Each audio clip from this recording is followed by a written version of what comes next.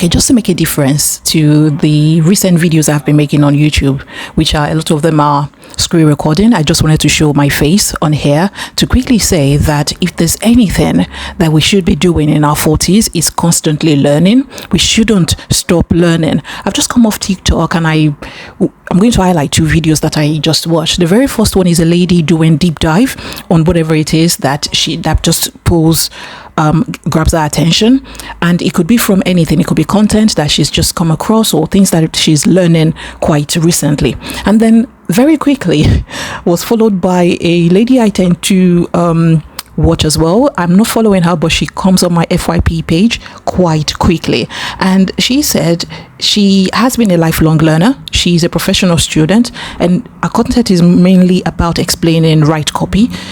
Our content is mainly focused on teaching us to be aware of what it is that we are listening to on BBC, on mainstream news. And she breaks it down to us as in the terms of the use of words, in how words are used to influence and persuade. Now, she's now saying that if there's anything that you really want to learn, you should just go out and learn it. You're not a good student if you stop learning after school or after university. You're meant to learn on purpose. The school that you went to or the university that you went to were just structural, the societal and structural what would I call it now, tools that were put in place either by your parents or by society. They said you needed to go to school and you went to school. Once you're done with that, it is your sole responsibility to ensure that you keep your brain active and you keep learning. If you want to succeed in life, you just have to keep learning. Yes, people do get personal development fatigue. It's a real thing. I saw a video about that on TikTok the other day. However, you're not always going to put your best foot forward. What you would do is put your best foot forward on most days and take a rest. As people over the age of 40, I'm 42, you cannot afford to stop learning. You just have to keep going. And that is what I mean by saying that when we start learning to create content, there is a new shift. That's a new chapter that we're opening in our lives. You're picking up new skills. You're learning new skills. You're forcing your brain to create new neural paths in your brain so that you can start to articulate your thoughts in this new chapter of life. This lady has found an unpopular niche, which is deep diving into whatever takes her fancy, into whatever piques her interest. It's amazing. She didn't even realize that she has just found a new niche. If you go into her comments, and I think I tapped that in the screen recording, you will notice that people are saying I'm here for it. People are interested in it. She watched just one video with about yes theory going to China, and she had a myriad of questions. Not only that, she then went on to go and learn about it. She did a deep dive on this topic and she made it so interesting. As a 40+ old woman, if you're interested in learning something new that you're not probably aware of, there is so much more we don't know in this life. But also, once you're learning about these things, you want to then apply it. You want to teach it to other people as quickly as possible so that you are able to retain that knowledge. I think a lot of us just think that once we finish university, that's it. That's the end of learning. I know all I need to know now and that's it. But it doesn't work like that. That is why by midlife, a lot of people feel stuck because they're not willing to pick up new skills. They're not willing to adapt to the new world, and the world unfortunately is constantly changing. They do say that the only constant thing in life is change. So if you're not willing to adapt, there are lots of people that will get left behind. There are lots of people that will get stuck. Once you hit 40 and you just relax, you become complacent. That is it for you. So my dear sis, my dear friend, if you're thinking that you're bored nowadays, please don't take to doom scrolling. If you take to doom scrolling, make sure you're intentional about it. Make sure it is purposeful. You're getting something out of it rather than sending your mind or your brain into this continuous loop of you comparing life to what it could be, while you're comparing yourself to other people.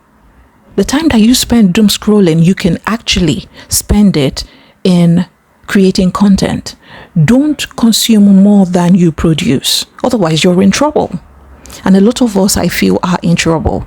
That is why I'm here trying to encourage women over the age of 40 to stay active. Yes, in terms of physical activity, but also your brain activity. We need to keep it going. We need to ensure that we're constantly creating new neural paths. We're constantly breaking our routine. It's good to have a routine, but once you become set in your ways, that is a problem for the decades to come, and for older years.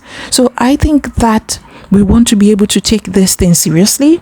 If you're already thinking that, oh, this content creation, you're seeing a lot of people do it, you're seeing people in their 20s, 30s do it, then why can't you do it? Really, why can't you not do it? All you need nowadays is just a phone and your thoughts. The more you speak, the better you become. Why do you think I've been putting out videos, 1 minute videos on product reviews? I haven't got any links under those videos to sell those products to anybody. I'm not making money off of it. What I am doing is trying to learn how to speak better. And I can see it so far, so good. This is non-scripted, and I've been speaking for the past 6 minutes.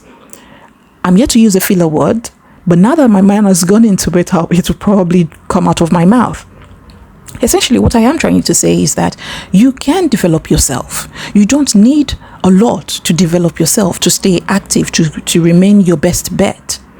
You don't. You just need to put one foot in front of the other. 1% better is better than zero. It's so much better than zero.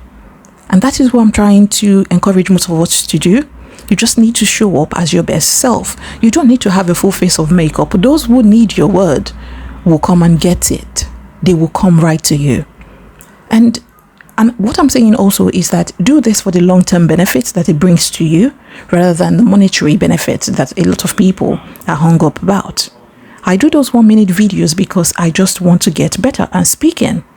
Not that I can't speak, but most people will tell me, yes, but you speak so well, but that's fine. But to me, I need to prove to myself that I am going to get better. I am going to be able to have a better presence on camera. I'm going to have better presence in life.